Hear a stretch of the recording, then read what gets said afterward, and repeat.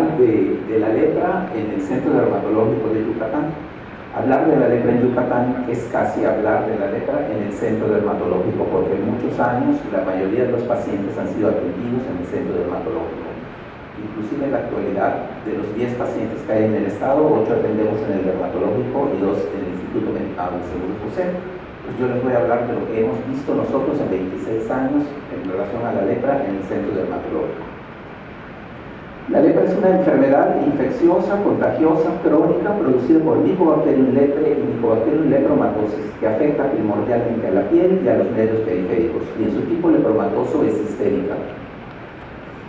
Afecta a todas las razas. La mayoría de los pacientes están en las áreas intertropicales del mundo. Las 2 primeras décadas de la vida es el tiempo más susceptible para adquirir la enfermedad. Es más frecuente en el hombre y la vía de entrada más frecuente del bacilo es la mucosa. Clasificamos a la lepra como lepra, 2 tipos de lepra polares, la lepra lepromatosa y la lepra tuberculoide. Existe un grupo de casos que están iniciando y en ese momento no pueden ser clasificados en su situación definitiva, por eso se aconen en este grupo. Existe un grupo de pacientes que se llaman dimorfos, que por su inestabilidad inmunológica se encuentran en el espectro entre la lepra tuberculoide y la lepra lepromatosa. La lepra indeterminada son las formas de inicio, afectan la piel y nervios periféricos. Las baciloscopías en estos pacientes pueden ser con escasos bacilos o sin bacilos. El Myxuda puede ser positivo o negativo según el caso de lepra que esté iniciando, y la imagen histológica es un proceso inflamatorio inespecífico. Aquí tenemos algunos pacientes. Las lesiones clínicas van a ser manchas hipocrómicas, donde además podemos tener trastornos de sensibilidad, alopecia y anhidrosis.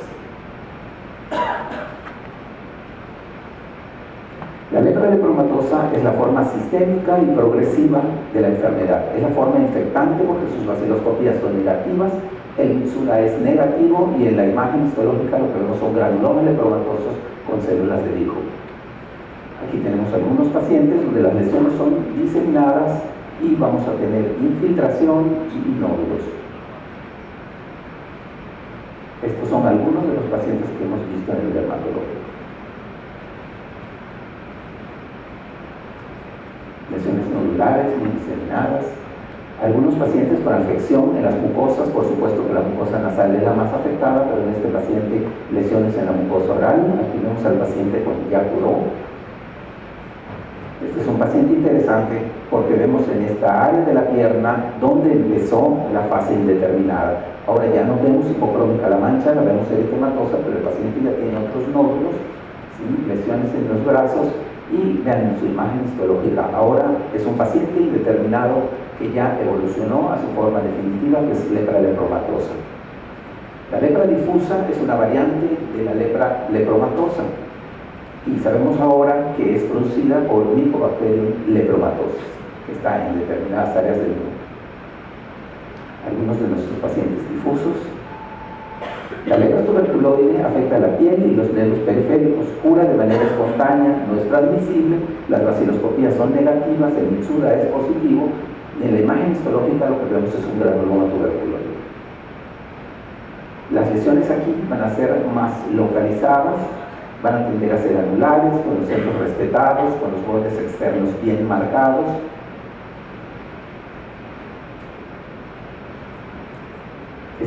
Este paciente curó de manera espontánea, no quiso recibir tratamiento. Aquí vemos otro paciente con lesiones en 2 segmentos y cuando ha curado. Los casos dimorfos son formas de transición. En la clínica, las manifestaciones, cuando vemos lesiones múltiples de diversos tipos o lesiones muy parecidas a las tuberculoides, pero que son muy diseminadas, sabemos clínicamente que estamos viendo un paciente dimorfo. Las baciloscopías pueden ser positivas o negativas, y lo mismo el Myxuda, según el paciente se acerque más hacia el polo lepromatoso o hacia el polo tuberculoide. Y en la imagen histológica podemos ver mezclas de las imágenes tuberculoides y de la lepra lepromatosa. Aquí tenemos algunos de nuestros pacientes dimorfos, ¿sí? Con lesiones nodulares, también con placas nodulares. Aquí tenemos otro paciente con grandes lesiones, muy diseminadas, ¿sí? Es raro que se presente en palmas y plantas, pero algunos pacientes sí pueden tener este tipo de lesiones. Otro paciente dimorfo con lesiones muy clásicas de los dimorfos, bordes internos bien hechos, bordes externos que se van en bisel hacia el exterior. Lesiones muy diseminadas.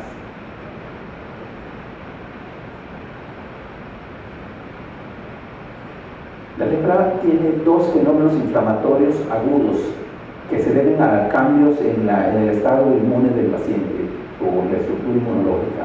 La reacción tipo 1, reacción de reversa, y la reacción tipo 2 o reacción leprosa. Las formas de reacción tipo 2 o leprosa pueden presentarse como un eritema nudoso, como un eritema polimorfo, o en expresión máxima de esto que sería el eritema necrosante.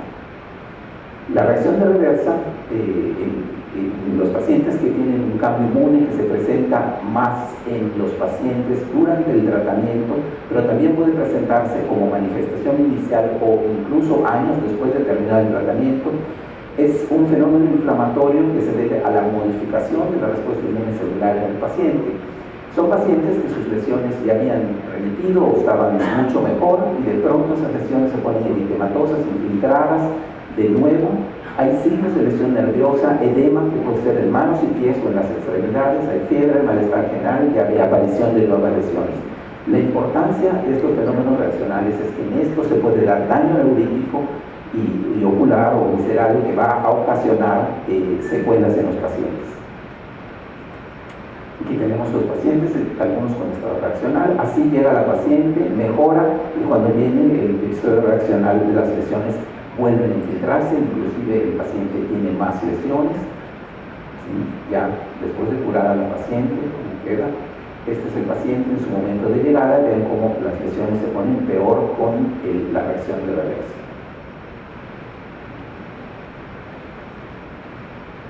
Aquí tenemos al paciente, ¿sí? Ya tiene 5 años de haber terminado el tratamiento.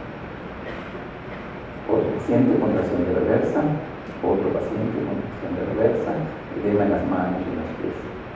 Este es el esquema que se maneja actualmente en la OMS para los multivacilares, 3 medicamentos, clofazimina, diaminodifenilsulfona y rifampicina.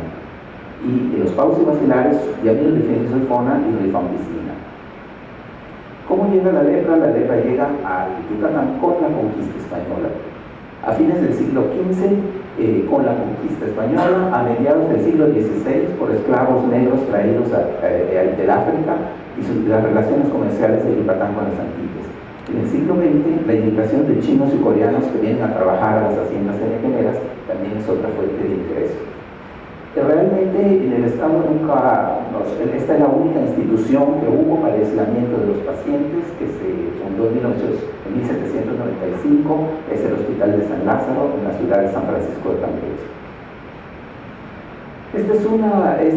Son estadísticas que ven que van desde 1894 hasta 1960. Lo importante de todo esto es que vemos aquí en el grupo étnico como en las primeras estadísticas el grupo indígena no aparecía y conforme va pasando el tiempo vamos teniendo la penetración de la enfermedad en el grupo indígena.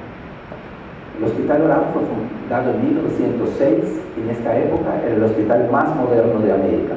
Y ya en este hospital había una sala para enfermos de lepra. En 1935 se crea el pabellón 15 del hospital para enfermos de lepra. En 1948 se crea la unidad dermatológica del Hospital Orán y el dispensario antileproso. Realmente el origen de nuestro centro dermatológico es para dar atención a los enfermos de lepra. En 1962, con las nuevas ideas de que el aislamiento ya no era un método de control de la enfermedad, esto bajo cuando el doctor Lataki estuvo al frente de la situación de la lepra en México, ¿sí? Entonces se decía que la lepra debía atenderse dentro de las enfermedades dermatológicas y no como algo aparte. Entonces se cambia de dispensario antileproso a centro dermatológico y en 1975 al centro dermatológico se le pone el nombre del doctor Fernando Lataki. Las sulfonas dividen el tiempo en la lepra, así como Cristo. ¿Sí? Se habla de etapas presulfónicas, antes de las sulfonas y después de las sulfonas, que fue el primer tratamiento efectivo para el manejo de estos pacientes. Antes de las sulfonas se manejaron 107 enfermos en el dermatológico. Desde 1949 hasta el 2013 tenemos 618 pacientes que han sido manejados. En 1949 se manejaron desde esta época 420 pacientes que solo recibieron monoterapia sulfónica. Muchos pacientes curaron, inclusive con la monoterapia. Pero por problemas de resistencia se empezó a usar poliquimioterapia. En 1988 empezamos a usar la poliquimioterapia en el centro dermatológico.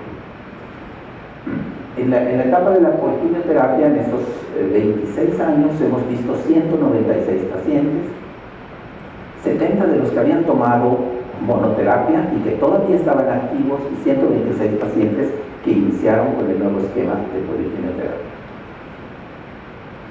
Tenemos 101 enfermos reumatosos, 54 dimorfos, 31 tuberculoides y 10 indeterminados, 122 hombres y 74 mujeres. 147 multivacilares y 49 pacientes pausivacilares. Esta clasificación es la clasificación operativa para la decisión del esquema de tratamiento que se va a manejar. El 40% de los pacientes estaba entre la sexta y la séptima década de la vida, el 33% entre la cuarta y la quinta década de la vida. Solamente encontramos el caso antecedente en el 17% de los pacientes. La incapacidad de nuestros pacientes representa el 9.6%. De estos pacientes con discapacidades, el 1%, incapacidad grado 1 que tiene que ver con problemas sensitivos, el 90% de los pacientes que tenían discapacidad, y un 10% que ya tiene que ver con funciones estructurales y funcionales, el 10% únicamente. La reacción de tipo 1 o reacción de reversa la presentaron el 13% de los pacientes, 19 cuando estaban en tratamiento, 1 antes de iniciar el tratamiento y 6 años después de haber terminado el tratamiento. La reacción tipo 2 la presentaron el 25% de los pacientes, el 89% de las reacciones tipo 2 fue de tipo eritema amiloso. Y de los 29 pacientes que tenían reacción durante la poliquimioterapia, el 76% remitió en el primer año de tratamiento. La reacción tipo 2, aquí en los primeros 13 años de tratamiento manejamos 138 pacientes y fueron 43 pacientes los que hicieron reacción de este grupo de 138 y fue el 22% general. Y en el año, del año 2001 al 2013, los otros 13 años de los 26 que hemos manejado pacientes en el dermatológico, vemos que solo tuvimos 58 pacientes y solo 6 de estos pacientes hicieron reacción leprosa, lo que representa el 3%. Esta es la proporción general de pacientes que hicieron reacción tipo 2. En los primeros 13 años 22 y en los siguientes 13 años solo 3%. En la reacción tipo 1, en los primeros 13 años, dividimos esto así porque queremos ver si fue más la reacción en el inicio o al final de los pacientes nuevos que hemos tratado. Entonces, en la reacción tipo 1 vemos que en los primeros 13 años el 6% tuvieron reacción, ¿sí? El 10% de estos pacientes y en los siguientes 13 años el 7%. Entonces, el 20% de estos 58 pacientes.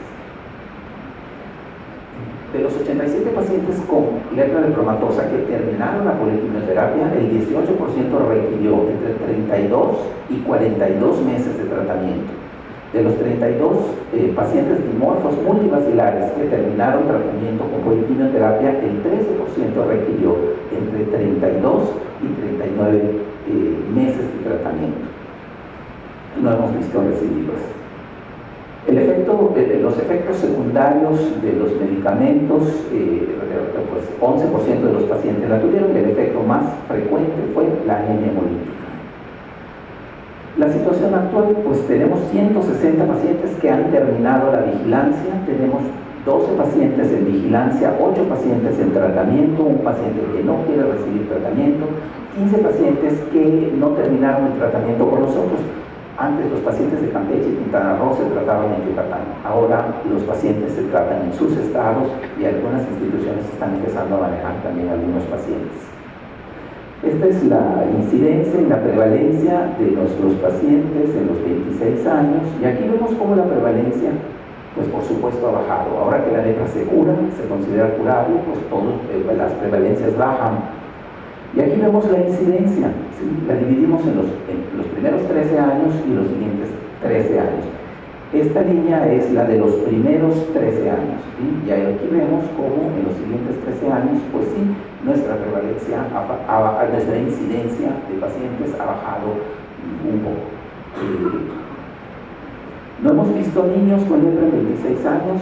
La reacción de reversa fue más frecuente durante la poliquimioterapia. Con la poliquimioterapia la reacción leprosa es menos persistente. No todos los pacientes multivacilares curan con 2 años de poliquimioterapia, y el efecto adverso más frecuente que hemos visto es la anemia hemolítica. Quiero detenerme un segundo aquí para agradecer a mis maestros que me enseñaron este padecimiento, a todos los que me han ayudado a manejar estos pacientes, porque yo solo no hubiera podido, sobre todo a mis pacientes que me han enseñado durante muchos años, y a ustedes por escucharme. Gracias.